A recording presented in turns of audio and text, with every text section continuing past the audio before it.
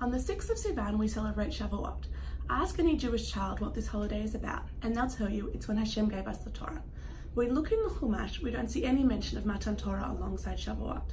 In the Pshat, Shavuot is a harvest festival to thank Hashem for the new grain. This is strange because the Torah does give us the dates of other things, like Yetziat Mitzrayim, which we just commemorated with Pesach.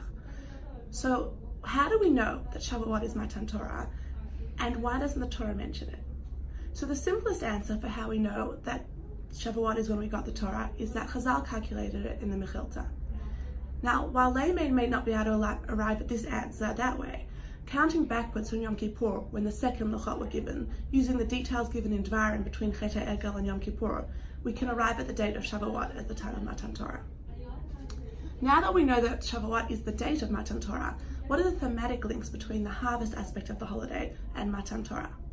First of all, on Shavuot we are commanded to bring a korban of shtei halechem, 2 loaves of bread baked as chametz. If matzah is the beginning of the bread baking process, and then chametz bread is the end after the bread has risen, we can make this connection between Pesach being the beginning of the process of our Exodus, and then we start counting the Omer from second day Pesach until Shavuot, the culmination of our Exodus with Matan Torah. Another link is that Pesach is the time of the barley harvest, a low level of grain that we feed to animals. The barley korban allows us to start eating the New Year's grains. Shavuot is the time of the wheat harvest, a superior grain, and the korban lets us bring the new grains into the Beis Hamikdash. Chazal describes this waiting period of the Omer for a farmer as a bride waiting for her wedding day, and as the farmer waits for his new grain and the opportunity to bring his produce into the house of Hashem.